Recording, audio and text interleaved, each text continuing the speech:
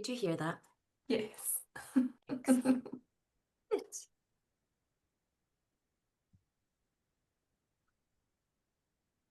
Good evening, everyone.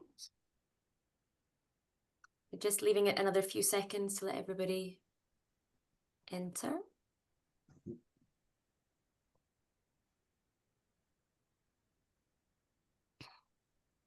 Here we go. Everybody's coming in now.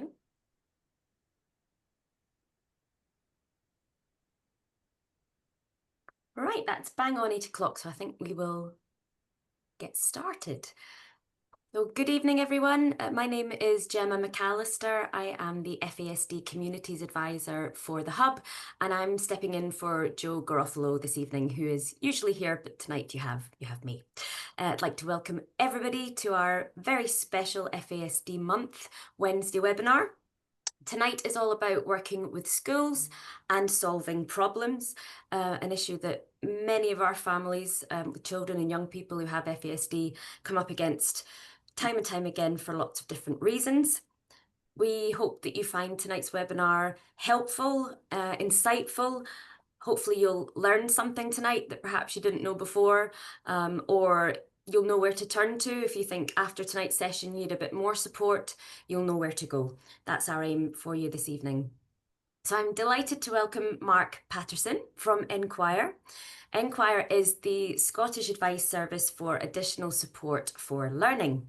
And I know that I've signposted many a family to you guys over the years, and we're just very glad that Mark is here tonight to share his knowledge with us. And also a hello to Amy Smith from Adoption UK.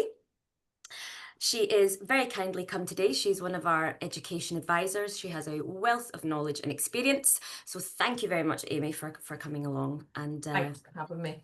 You're very welcome. So the way tonight's going to run is I'll hand over to Mark in just a second. He is going to do a short presentation for you. Should last 5 to 10 minutes. And after that, I'll be asking Mark and Amy some of your questions. We've had lots of questions sent in, so thank you very much to everybody who sent in questions for us.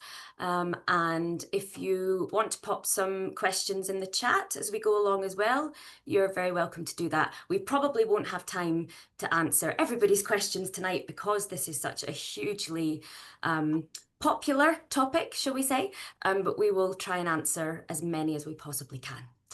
So without further ado, I'm going to pass over to Mark, and I'm going to share my screen. So give me 2 seconds. Thanks very much.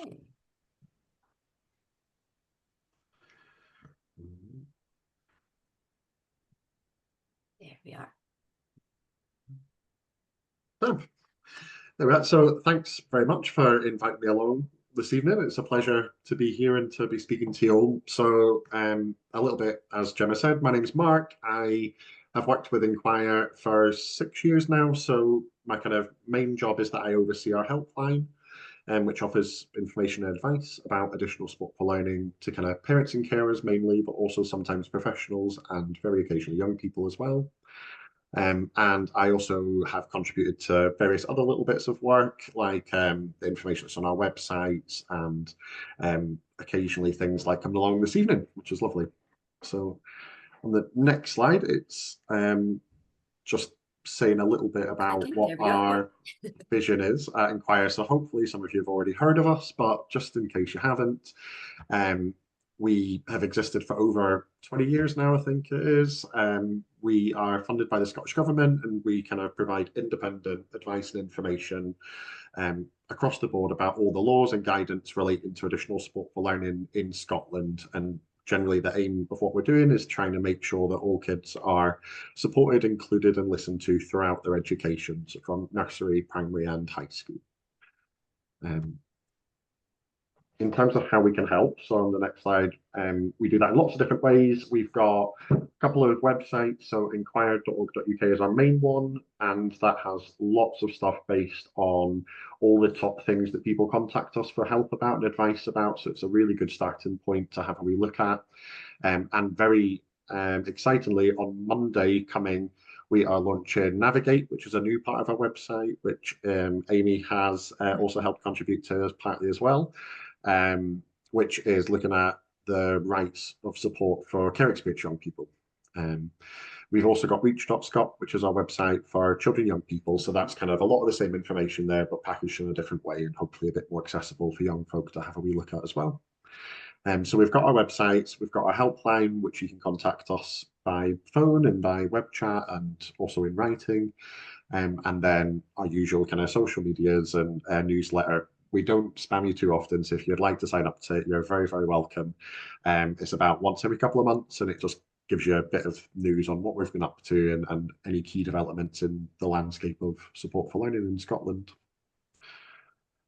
So the next slide, please. Thank you. So if you've not picked up on it yet from my accent, we are a Scottish service. So I appreciate that there'll be people potentially attending this evening's session from other parts of the UK as well. So just to kind of caveat a little bit about my presentation here is I'll be focusing on what the kind of legal rights are specifically in Scotland. There are similar and equivalent rights in the rest of the UK, but can be slight differences because it's different education systems and legal systems. So I just say keep that in mind. And then if you do have kind of specific questions about your child's rights and you're in another part of the UK, there are advice services from FASD Hub and from other kind of services like Inquire that will be able to like specifically answer those questions for you. But a lot of what we'll be talking about, like relationship wise and things, is going to be applicable regardless. So children do have a number of legal rights to kind of around that are relevant to their education and additional support for learning. So that's from a right to an education, a right to have their views heard in decisions that affect their lives, a right to be treated fairly and not discriminated against due to something like a disability, um, and many, many more. Some of those kind of rights stem from big international things like the United Nations Convention on the Rights of the Child, or the UNCRC, that's recently been incorporated into Scottish law. Some of it's UK-wide, like the Equality Act that protects disabled children and other protected characteristics.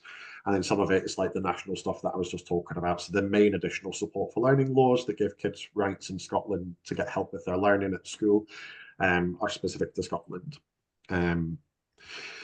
So yeah, on the next slide, I've said additional support for learning a few times, and I realise that I've not actually explained what I mean by that. So I know a lot of you will already be familiar with this because you'll have lots of experience of kind of fighting for and advocating for your own children and working with the school for stuff. But it is worth just clarifying what the actual law says in it. And it's a really broad definition. So it's if for whatever reasons your child needs extra or different help to benefit from their education, then they've got additional support needs. And one of the most important things about that definition is actually what it doesn't say, and it doesn't say that you need a diagnosis. So it's much more about your child's needs. So I know that there can often be some uncertainty of whether or not your child has FASD, and they suspect it, but it's not necessarily got a formal diagnosis yet. And that should not legally be a barrier to them getting support and help at school if they need it. So on the next slide, we've got, I just wanted to, I appreciate obviously everyone's here to do with FASD, but there is important to acknowledge the intersectionality of support needs. So we know that for many, many children and young people, FASD is just one hat that they wear or one part of who they are. And there's lots and lots of other things that have an impact on their learning.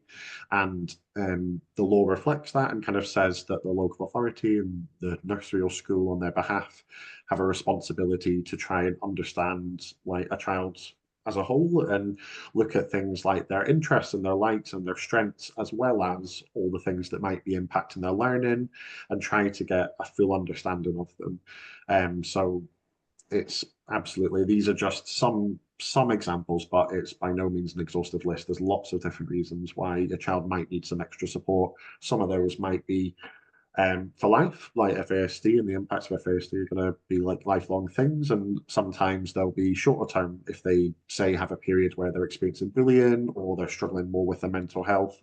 Their needs can change over time, and similarly, their support should kind of change and adapt with that. So the next slide, please. So I've kind of mentioned it briefly there, but just worth saying that the the law puts the responsibility onto the education authority. So that just means the education department of your local council. In practice, though, it's going to be the nursery or the school that will do most of the day-to-day planning and support on behalf of the local authority.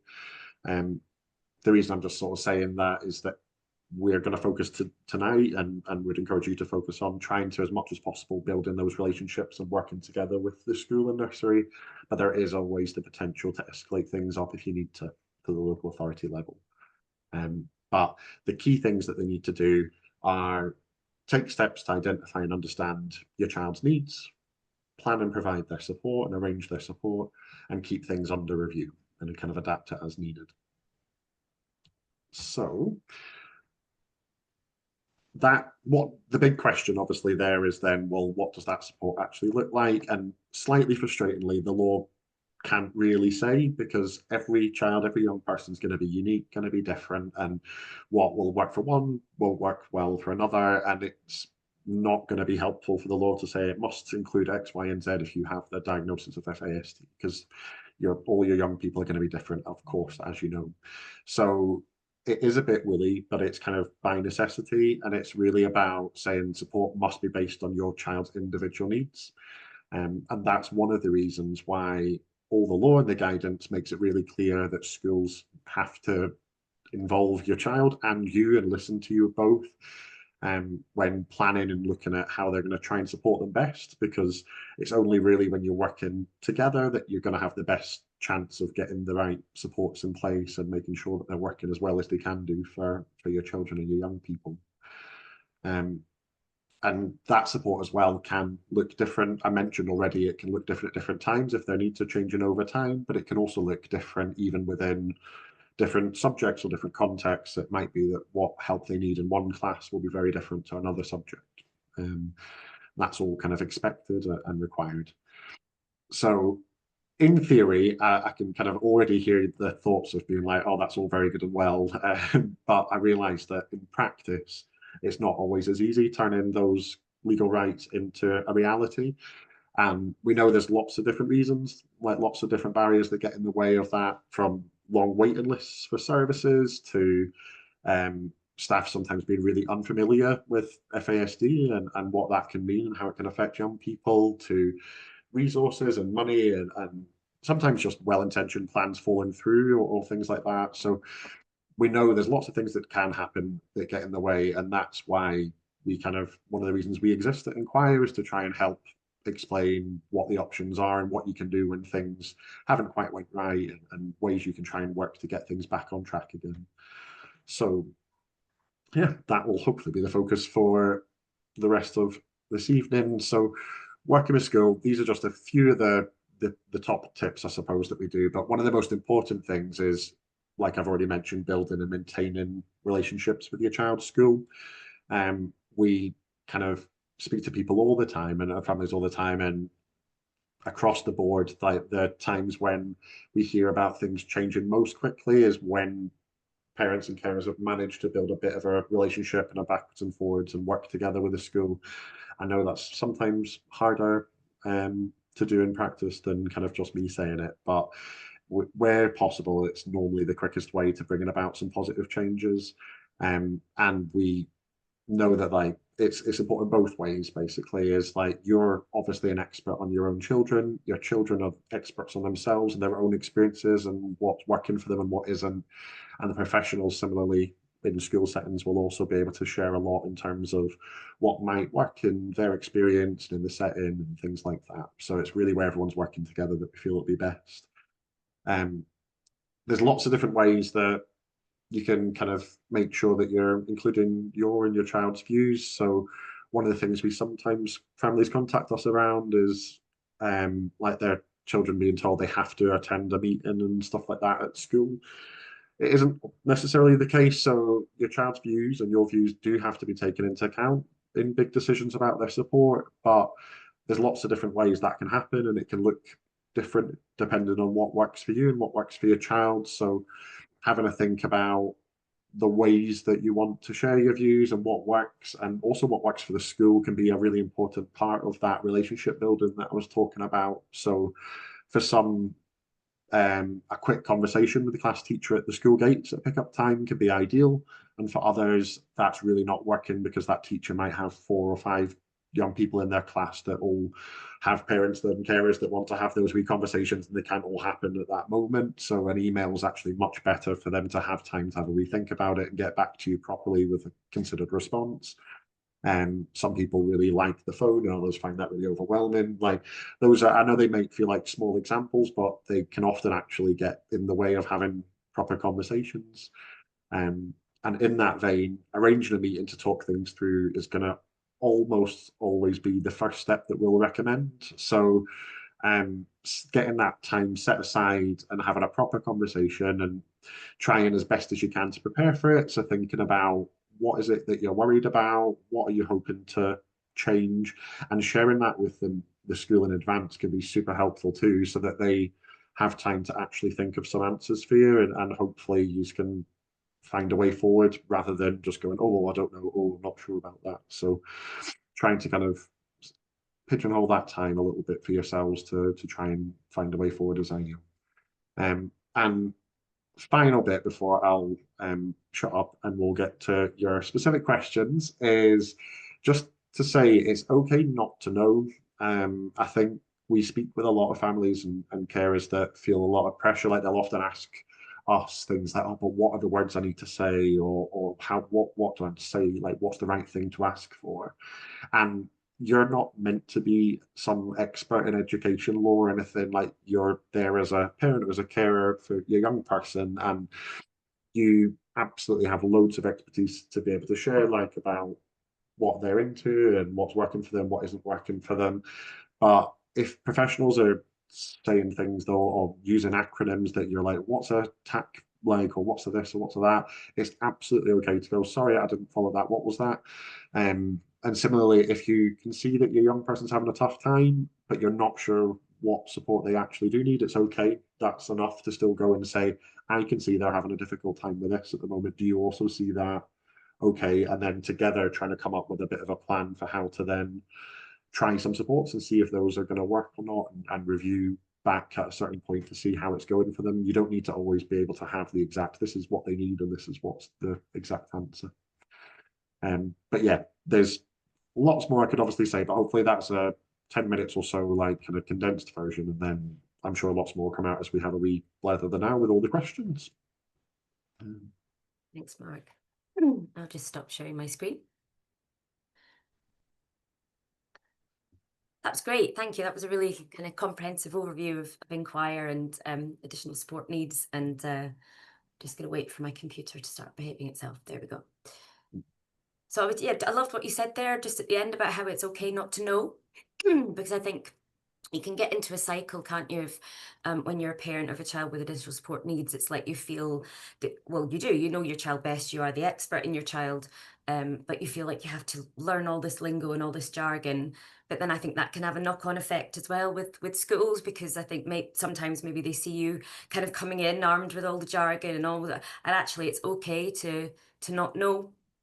I think that is a big worry for a lot of our families as well, the not knowing what's out there, what they're entitled to, what is and isn't, So thank you, that's great. I was thinking about all the questions that we've got in this evening, of which we have a lot, and they range from kind of right at the start of education journey all the way to kind of leaving secondary school. So I thought, if it's all right with you and Amy, we'd start at the beginning, really. And it's a very simple one. It's more of a comment. Somebody said, we have just started our school journey, so looking for useful advice to set us up. So I take it from that it's, quite a young child and they're going into their first primary school, or and yeah, just a very general kind of, what would you say to people who are just starting out on their supporting their young person with their education journey? What would be your kind of top tips, I guess? No pressure. We're both probably I know. eager to go. Have to. One of the things I wonder if it might be helpful, and I don't know if we know if this is Scotland, because I was going to make it quite Scotland related, if that was all right, Gemma. Of course. Because I think understanding the GIRFIC framework And for most people on the call may know what GIRFEC is, but it's called Getting It Right for Every Child, and it's the framework with which we support children with additional support needs in education. And I've got a few slides on it, and I wonder if it might be all right if I just share them, Yes, please. That'd be and great. just kind of talk through that, because I think lots of people starting off in education, in their education journey with their young person, don't always know how it works from inside, because Yeah. let's be honest, education is a big structure, Yep. with many different facets, many different language, and I think knowing how meetings and things and how the structure of it works is always really helpful. So Yes. if I just go into share, just bear with me for 2 seconds, and let me know if you can see this okay, because I've never done it on a webinar. Ah. Can you see the Yes, we can see presentation? your notes as well, but yes, we can see your Yes, screen. Yep. right. So if I just go to So, as I said, getting it right for every child is our kind of national approach to working with children, and young people and families, and it kind of aims to bring all the services together to provide the right support. So, and the main principles are that we should all be working together and inclusive to get it right for that young person. And we understand that well-being is all about the areas of life, including family, community, and society, and valuing difference and ensuring everyone is treated fairly. Now, I know that there'll be lots of people on the call, and I have experienced it on both sides of the fence, that this doesn't always get it right for everybody. Let's be really clear that I understand that for some people this might be, and I'm going to use the word triggering, because it is very difficult, because the frameworks are all there to get it right, but unfortunately sometimes the resourcing is not. So I just want to put that caveat before I go any further. But what it does mean is that your child should have an assessment of need, which would take account of the child, the parent and carer, the professional views, and suggest strategies. So I imagine that most people on the call have a child with FASD or suspected FASD, which would be considered an additional support need. They may also be caring experience, so then they would qualify for an assessment of need. You would then have what's called a GIRFIC planning meeting. Now, they come in all shapes and sizes of names. As Mark said earlier, you can have TAC meeting, which is team around the child. You can have MAM meeting, multi-agency meeting. I've There are not lots heard of of that one different before. names. That's a new one Yep. on me. Working Girth across meeting. Scotland, I'm very lucky to know all the different, and you'll be the same, Mark. There's lots of different anagrams for the exact same thing, but essentially it's a GIRFIC meeting where we get everybody around the table to talk about what supports your child has, what strengths they have, what challenges they have, and evaluate and plan for them. You then have that would create a child's plan. So that's a set of actions generated from that meeting, and everybody agrees what they need to do, when they need to do it by. And during that GIRFIC meeting, your child would either be invited to part of the meeting, or their views should be sought by teachers or staff, or it might be by yourself advocating on behalf of their views. Amy, can I just jump in there quickly? Sorry. Yeah, of course. Just because there's a question in the Q&A Yeah. that's quite relevant. It says, "Do I have the right to take a support person with me to a meeting to articulate what I want to say?" I am going to get to, I've got that in a couple of slides, don't you worry, we will cover Excellent. that. But the answer Wouldn't is mind. yes, in capital letters, underlined and in bold. Excellent. So out of that child's plan, you may have other plans. These can include things like if you have a child with complex needs, they might use a search plan, other personal plans, which I can show you a bit later. You might have heard of an IEP, an individualised education plan. Now, that is a plan for a child who's not able to access the mainstream learning that is being offered. So either they cannot access the learning, and I'm not talking about differentiation within the class. It might still be that they're allowed, that they are able to be in the class, but the learning slightly differentiated. This is when they cannot access, so they're either not attending or they cannot access the learning that is in front of them. They would be put on an IEP, which has specific targets to meet their needs. And they are normally learning needs of numeracy, literacy, health and well-being, but it can cover other areas as well.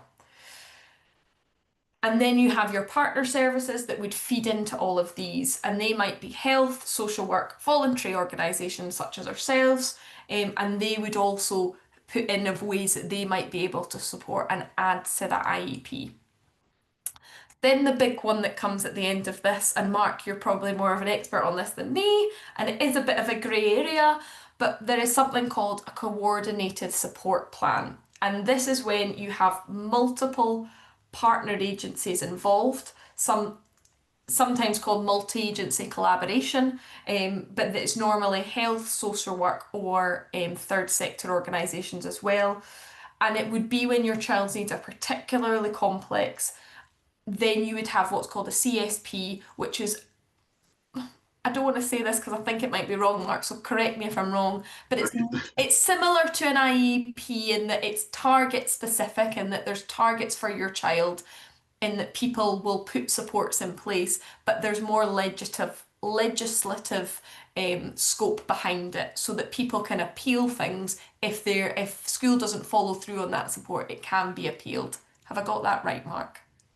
You have. So a few bits I'd add to that. The first is just to go back to IEPs. The one bit, what you said, I do agree with, but unhelpfully, not every local authority, and sometimes even some local authorities, there's variation between schools, but they don't all deal with them in quite exactly the same way. So we sometimes get people get in touch being like, I keep asking for an IEP and an individual educational plan, and the schools say they don't do them. So different schools will have slightly different names, sometimes like an additional support plan or a learning support plan. What matters much less than the name of it is the content of it. So as long as it's a plan that's setting out, this is this child's needs, these are the ways that we're going to try and help them, and these are the targets they're working towards with that support, that's fine. It doesn't need to be called an IEP. Yeah. The coordinated support plan, the CSP at the end, is the only legal educational support plan. So it's the only one that's kind of regulated by law, which means that it doesn't in and of itself change your child's rights to support. They still have the same level of right to get help if they need it. But what it does do is it adds a bit of accountability because it's a legal document. If it's written in a CSP that they need to get a certain level of support, they have to get that support. And if they're not, for whatever reasons, you have more routes to redress, like more ways to kind of challenge the local authority on it. So the bar is quite high for getting them. Like you said there, Amy, like it's not just the multiple agencies, but it's that they need to have significant levels of input. Yeah. So it is quite a high bar. But if you think that your child might qualify for one, I'd really encourage you to go and have a wee look at our website at inquire.org.uk, because we've got some quite detailed kind of breakdown of what the criteria is and how to request. And what I should say is that to have a CSP, you would need all of the before, you don't go straight to a CSP. It would be very rare, I would say, Mark, to go straight to a CSP. You would have need to have had all the supports before that to then go for what's called a CSP assessment. So that's when the local authority will look at the needs of your child, make an assessment.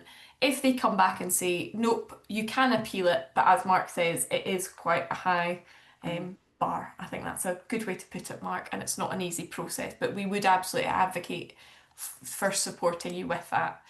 The other thing is just to kind of give an idea of who can be at a GIRFIC meeting. So you've got educational psychologists or occupational therapists, advocacy workers, health, voluntary organisations, parents, teachers and school staff. There are maybe other third sector advocacy workers that you may have along, but that's kind of a rundown of who you might have.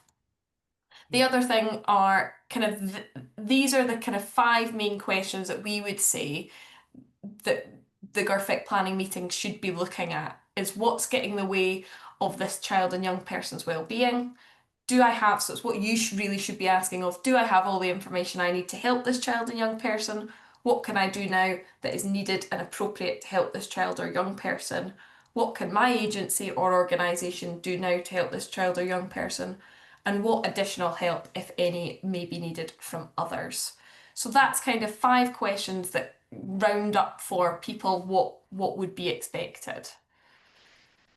This is kind of asking, somebody asked about preparing for these meetings, and I think this is a really important part because I can totally empathise that these are not always easy. You sometimes have these twice a year, quarterly, or even more frequently. but they can be quite emotive because you're advocating for the rights and for to get it right for your child. And sometimes in particularly challenging or difficult circumstances where there might have been a difficult relationship already, that's not always easy. And I find that we advise parents and carers often to be prepared going into that because it can get very emotional when you're talking about you wanting the best for your child.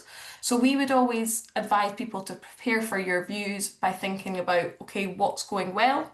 What does your child or family need support with? What changes would you like to see? And it's always useful to record them beforehand rather than relying on memory. Just taking a wee notepad and making some notes before can really be quite helpful. Amy, can I just jump in a second? Yeah, of Can I just course. ask about, sorry, my voice is going. Can I ask about either, so some of our questions tonight are have from people who either don't have a formal diagnosis or they do, but they're just absolute champion maskers in the school are saying, that we can only work with what we see and, what happens with this, I guess, if, what school are seeing is very different from what, within this meeting that you're talking about. Yeah, where do Yeah, people stand with that without a formal diagnosis, or if they do, but they're very good maskers? yeah. So we come across a lot of good maskers and I've worked with a lot in the My past. daughter is a champion masker. One of the things that I would always recommend is keeping a after school diary of that you can marry up with maybe their timetable. That's more for secondary pupils, but marry up with maybe what's been going on for their school day. So you might have a short part in the beginning of what they've gone through in the school day, if there was any incidents at school, and then recording what that's looked like at home and keeping that for a couple of weeks, just to show school that you're not just talking about the odd,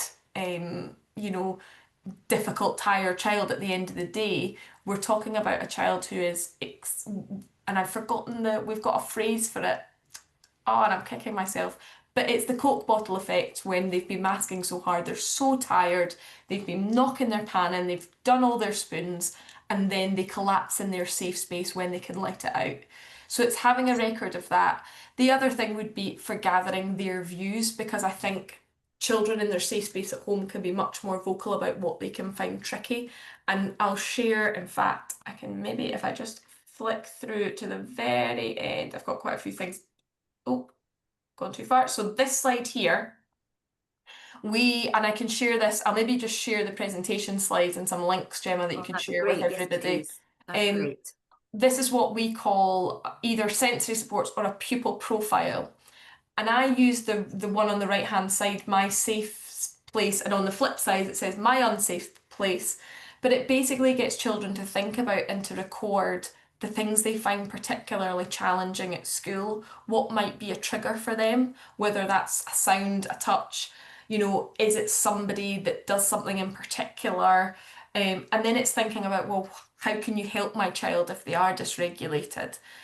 And although this isn't particularly for masking, I find it really helpful to kind of get that conversation going, so that you can then take that and you can draw on it, you can talk to them, you can voice record, there's different ways of doing it.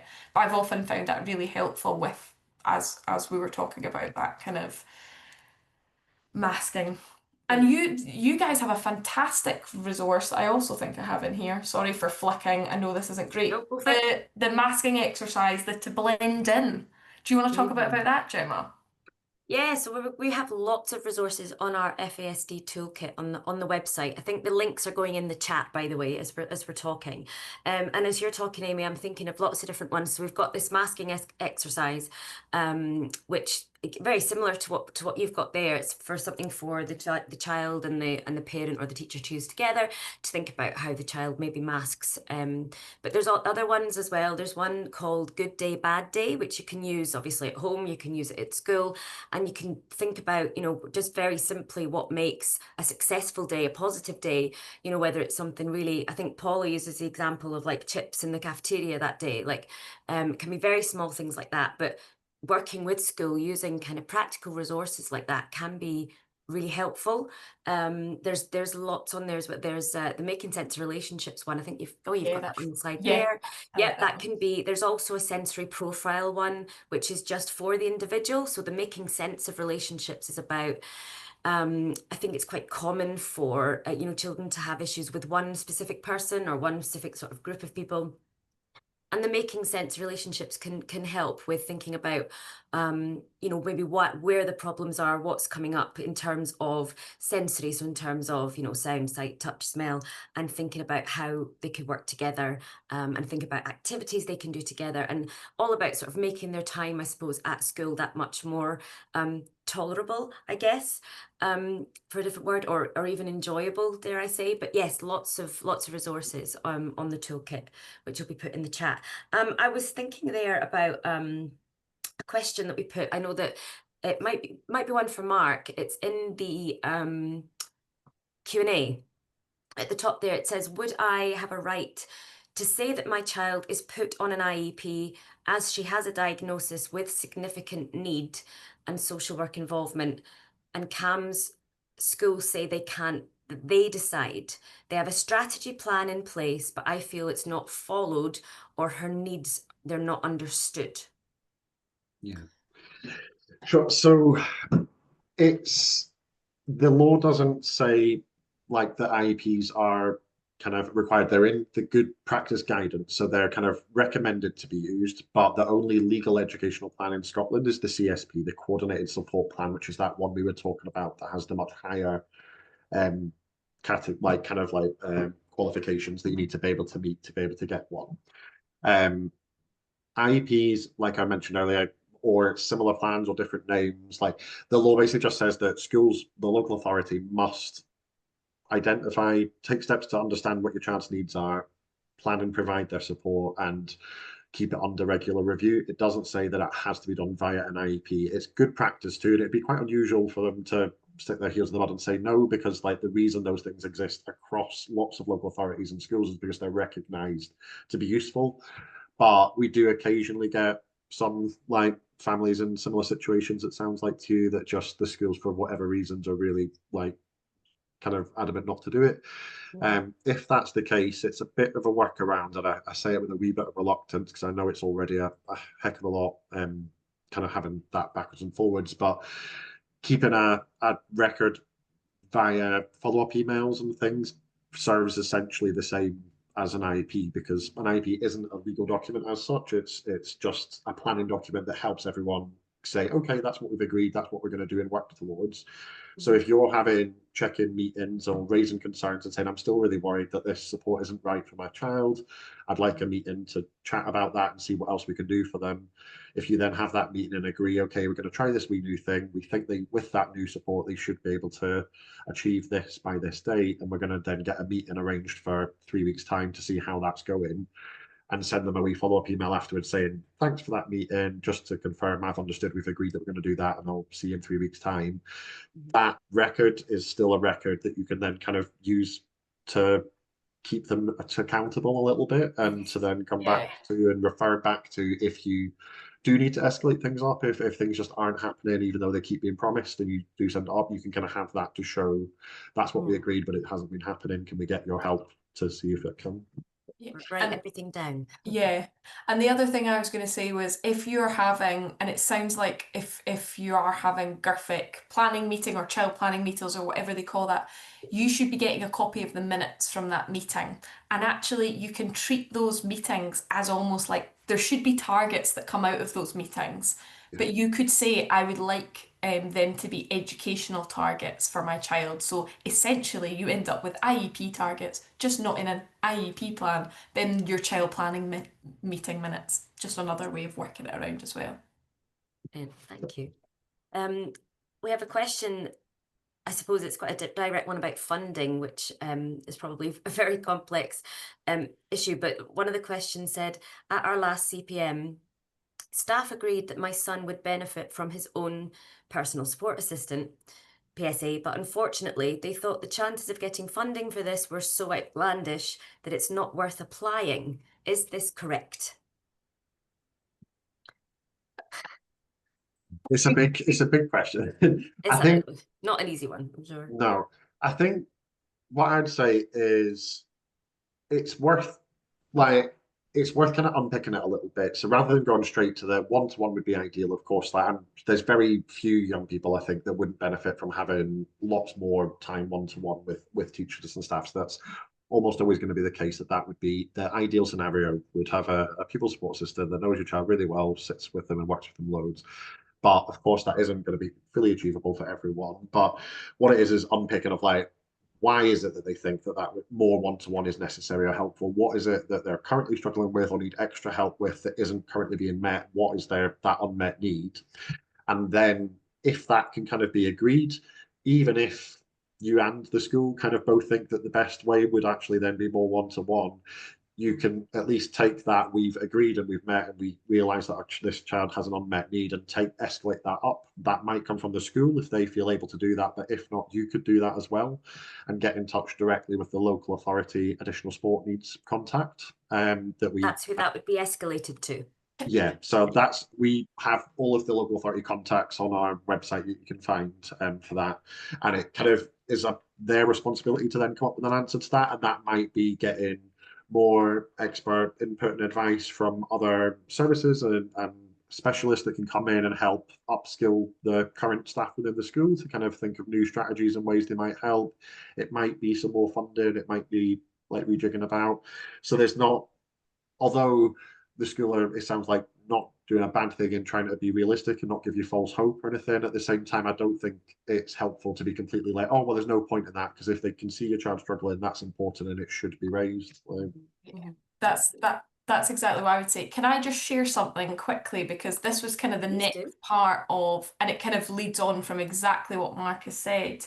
It's a slide that goes on to what happens when getting it right isn't working. And it's kind of a step by step, and you would find all this information probably much more succinctly on the Inquire website. So I think actually that link is Inquire. Um, but this is kind of what we would advise on. So if you're having those conversations and you think, actually, I really think my child does need a one-to-one, or it can be for any issue of I'm not getting the response from school that my child needs. This is the process of you would look to put your concerns in writing, speak to the head teacher directly, and then, as Mark says, contact the local authority additional support for learning rep. If you still were not happy, you would then seek independent mediation, and there's a link there. I think it takes to you guys on steps to independent mediation. From there, you can go through a formal complaint against a local authority, then to independent adjudication. Then you can go to an additional support needs tribunal. And when we say all this, I am not saying this lightly, and Mark's smiling because these are very long and very quite daunting processes. Is that the right word, Mark? But I don't want to take this lightly. It's a long journey. So I think it's something to really consider and read up upon if you are considering that. But the system is in there to protect the rights and needs of our children. So I think it's good to know what is the next steps. And then you can seek support from your MSP or local counsellor. And then you could go to a Section 70 complaint. And that's kind of, and you guys are much more, I would always advise going to the Inquire website for any stages of those. But I think for people, it's sometimes good to know at what point you need to do those parts. Yeah, the thing I'd add to that as well is up like kind of from 7, 8, 9, 10, kind of those like last ones, it really doesn't help to try and skip the queue. And like sometimes folk very understandably are just a bit fed up, like things aren't going right for their kid. They've tried having a chat and it's not happening, and they just want to be like, I want this to go serious, and they'll email their MP and try and get in touch with the press and do a complaint and do this and do that and do 5 things at once, hoping that sort of scattergun approach will, maybe one of those things will work. In our experience, I'd say more often than not, that isn't a good way to go about it, because it takes a huge amount of time and effort, and it often just kind of means that not one of those processes gets dealt with properly because they're all just kind of a bit muddled and mixed in with each other. So it's really worth putting in the time and effort to try your best to resolve it as early a stage as possible. Absolutely. And then if it can, when you go to the next stage, you can very legitimately kind of explain to them what steps you've already tried and why you've needed to go to that bit. And it does, in the long run, benefit you rather than trying to skip and then getting sent back. And it's really frustrating. So Yeah. Thanks. Excellent, thank you. And as you guys have been talking, somebody's put in the chat that my daughter's exceptional needs funding was granted on the third occasion, so don't give up. Just thinking about funding, that's brilliant. Thank you for putting that, Helena. Okay, what I'd like to do is have a little think now about leaving education.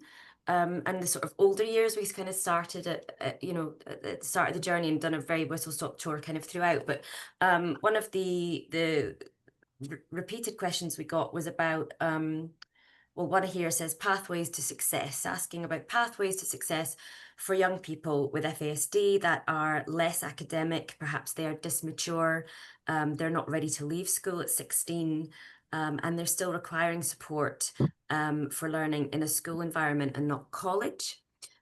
Where would people go for advice and support on that? Where do people stand on that? Would be really, really good to know.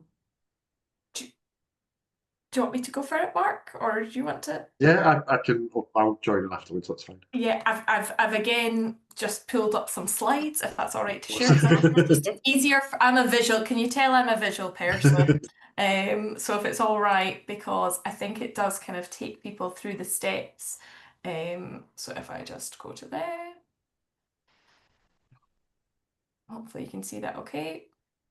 Yeah. Actually, as I've seen your slide, Amy, can I Yeah. ask a little bit before that part of your slide, which I think Yeah. still slightly answers the question as well. So before, like, because I think the question mentioned that their youngest was 16 and didn't feel ready to leave school. So one of the things specifically for Scotland, I can't say this is definitely the case in the rest of the UK, but within Scotland is because of kind of how equality laws and stuff work, like although the school education age is seen as like from up to 16, your young people have just as much of a right to a school education as their peers. So if other pupils, which they do, get the opportunity to stay on for the senior phases of school, which is S5 and S6, so they'll often be 17, 18, sometimes even 19 at that point by the time they leave school. Just because your young person has a disability or has a support need, they should not be offered less of an education than their peers. So schools do sometimes well intentioned if you're given them the benefit of the doubt think like, oh, maybe school's not so much for you now anymore, it's time to try something new. And other times it's like, oh, we're struggling with resources and funding and maybe this would be better if you're someone else's problem and have to now go to college. It can be either of those, it can be somewhere in the middle. But what's really important to know is if your child is attending a school, is on a school roll, even if they're struggling to go in regularly or anything, if they're on the school roll, they've got a right to remain at school for that period, S5 and S6, even after the age of 16. And as long as they're still at school, regardless of what their age is, all the rights that I talked about earlier about their right to get support still exist. That support might look a wee bit different, taking account of their age, although it should be more about their stage. But that doesn't change. So it's really important to know because sometimes people don't realize that and just assume that they do have to leave at 16 if the school kind of suggests that's what's best. But sorry, Yeah. I'll now say like once they are No, then school over to you've you. you've saved my bit because the bit where I've got mixture in here is so important. And I think when the young people with FASD that I've worked with previously that have moved on to further education, a mixture and a gradual change, because we know that change and transitions are particularly challenging for our young people. Slow and steady wins the race on this one. And I cannot say this underlined enough. If your child is in S1, although that time feels far away, being prepared for this stage is so important because it comes around so quickly. And I think understanding your options and understanding how you're going to implement that plan quickly can be really, really helpful. But yeah, there's lots of different ways. So college is not the only option. Apprenticeships are not the only option. Employment or volunteering are not the only options. And actually doing things gradually and looking at a mix of school and college and volunteering can also be really, really helpful in tailoring that to your child's needs and getting them ready in a slow and steady fashion and that repeated support. And also understanding what supports are available outside of maybe school and college in terms of supporting that transition, because there are organisations that are there to support. But one of the things that I get asked a lot is actually what's the school's role and what can I ask of the school? So this kind of outlines, and I'll just give people a minute to kind of look at it, what your child is entitled to in terms of support for looking on. And this isn't for anybody with additional support needs. This is every child. Um, so just to be aware that this is what schools have a right, and they do have a right that even if your child has left school, you can still access support from Skills Development Scotland that are based in the school. They can go back for references, for careers advice. I've just supported a young person to go back into their school for a careers appointment because that's where they felt safe and comfortable, but they are now 18, 19, I think. So it's learning that although they are maybe in that process, school is there throughout the whole process from beginning to finish. And as I say, Schools Development Scotland's a great place. They've got loads of supports and you can reach out to them directly as a parent or carer to advise on what you should be looking at, and because they know it all and they'll know what's going on in your local area. So I would really, really reach out to them. I'll send out these slides because I think it is helpful on what to ask your child if they don't know what they want to do. Asking your child if they do want to be something, kind of having those realistic conversations. Because I know I've supported a parent for a child who wants to be an astronaut and thinking about the steps and having a positive conversation and not shutting things down because we want to support our child's well-being, but looking at the reality of what that might look like for our young people. Are these resources on the website, on the UK website, Amy?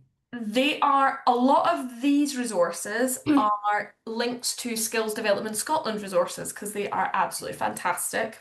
Right. But when I send out the slides, they should all have the links inside them. Fantastic. But I just put together some questions that might be helpful. I cannot recommend this enough. Compass is a platform, I think is the right word, a kind of app platform for young people who have additional support needs and parents and families in supporting them through that process. If you have a child with additional support needs, if it's FASD, if it's FASD with other additional needs, please go and have a look at this website. It is absolutely fantastic. It takes you through the different steps. It looks at not just where are they going educationally, but actually how do I support them in lifestyle changes? Are we looking at independent living? Are we looking at, the social aspects of I'm growing up and I'm moving into transitions? So, and it looks at, there's a platform for the young person, there's a platform for you as a parent or carer. But yeah, can't recommend looking at Compass enough. And there's one other thing that I am going to just recommend if there are any care experience young people, Propel. If you type in, if you've got a particular college or you're looking at the supports available in your local colleges or further education places, you type in to Propel the name and it'll tell you exactly who the care experience lead is because you are at college entitled to further additional supports if you are care experienced. So please do go and look at Propel as well. And that's my fantastic. spiel.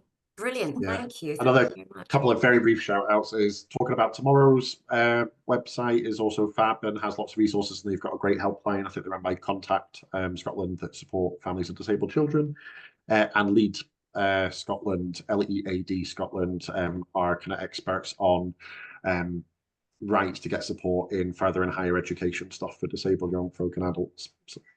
Oh, fantastic. That's amazing. Thank you. There was so much in there that I didn't know. I'm going to go and look at all those links. If you could send out the links, we can do that for you. Obviously, we can forward them on. I think that would be really useful. I think that would be really helpful for lots of people. Somebody's couple of things. So in the chat, we've put some links to our adults and young people section on our website as well. So we have things like the skills passport, which is a practical resource, just we were speaking about resources, to go on there. And there's lots of other things on there as well. So there's links to all of that in the chat. And there's just a quick question about that links to this. Is there a document like an educational power of attorney so parents can still be involved in their child's education due to dysmaturity? That might be quite long. So within nursery and school years, there doesn't need to be one because the law and the guidance is all really clear that you do, as a parent, as a carer, you've got a right to be involved in decisions. Once a young person's kind of reaches like adult years, then it's a bit more out of our area of expertise, to be honest. But I think those organisations that we were talking about, I know talking about tomorrow, for example, definitely can talk through things like power of attorneys and guardianship and stuff like that that might be relevant. But I think it's a bigger topic, maybe, unless you have. Yeah, I've got one thing to add because yeah, I would absolutely recommend going to these organisations if you're thinking about guardianship and things like that. But the Compass site is really good at supporting you through that and looking at is that needed or isn't it. The one thing I find really helpful is if your child is going to college, there is something, and it's called something different everywhere because they never make life simple for you. A third party communication form, I think is the name, but ask for that and they might come up with something alternate. But basically, what it is if your young person struggles with communication, you basically become another source of communication. So anything they are sent, whether it's letters, texts, reminders, things like that, you can ask to also be involved in that. And it means that you also can have contact potentially with tutors and things like that. But I do know a few families that have asked for that and it's really helped. Brilliant. Thank you. So we've only got a few minutes left. I wanted to maybe end tonight with just thinking about, we've mentioned and touched upon resources and things, and one of the things that we launched for FASD month is our education support pack, which I know, Amy, you were involved in creating, and so I wondered if maybe you could speak a little bit about that and any other resources that you think might be useful, and Mark as well, if you could maybe then finish us off with anything that we maybe haven't covered tonight, that maybe resources on the website, that sort of thing, to leave people with some signposting of where to go. Yeah. So our education support pack. Yeah, I'm just gonna. I'm getting to the point where I really do love a slide to talk to. It just becomes self-nature. So our education support pack's a fantastic resource that you can use as a family, or you can take it to a child planning meeting, as we were talking about, and help your educators to come up with a rounded plan of exactly what supports are needed for your young person. So it breaks it up into the 10 brain domains, and it talks about what might your young person display in and around school, what supports would be helpful for them, and it directs you to the different resources as well. Fantastic resource, really easy to use, really easy to digest for practitioners, so would really recommend even printing off a copy and handing it in. I know it's really easy to send in an email, but if I'm being honest, emails get lost. If you can print off a copy, hand it to the teacher in their hand, because I can tell you from experience, if somebody hands me something in my hand, I'll look at it. And it's just those small things that can make all the difference. We've kind of spoken about the toolkits. The other thing that I really, really recommend sharing with educators is the FAST team's Understanding FASD and what educators need to know. It is a fantastic resource that is really easy to use and digest for educators. It gives them a full and kind of rounded understanding of FASD, not completely, but it's just something they can pull and use, because if I am being honest, I see it from both sides of the fence, and that our education staff are under a lot of capacity pressure. Doesn't make it right or easy for you as a family when you're advocating for your young person, but just to kind of understand that empathy, that we want to make it as easy as possible, so using these resources can. The other thing that I would recommend is the checklist for educators that we have, and I can pop a link in the chat. Really, really good in looking and breaking down supports that could be used for your young person. Some of them, we've got it for kind of anyone from care experience to FASD, but there is both in there. And it just breaks it down into what have you tried, what haven't you tried, and it's kind of just a good all-round ticky box one for taking along to your GIRFIC planning meetings again. Brilliant. Thank And you. kind of That's think great. that's probably, yeah, let's stop there because I could go on I all will night, just I think. pass over to Mark then, just for the last word for this evening. If there's anything else that you can think of, Mark. I don't think so. I realise we've covered absolutely loads. So all I would Time's say is passed that so quickly. it has. Just to say, I appreciate there might have been the odd few questions we didn't quite get time to get to. So if you are in Scotland, if you've got questions that you still think would be helpful to have a chat with us about, please do get in touch. Our helpline can get quite busy for phones and web chat. If you don't get through, send us an email or a web form and we will always get back to you. It might just take a wee bit longer. But yeah, thank you very much. And I hope it's been useful for folk. Thank you both so much for coming along this evening. As you can tell, my voice is now going. So it's been lovely just to listen to you guys chat. And there's so many resources and such a wealth of knowledge there. And I'm sure everybody's taken something away from this evening. So thank you very much for coming along.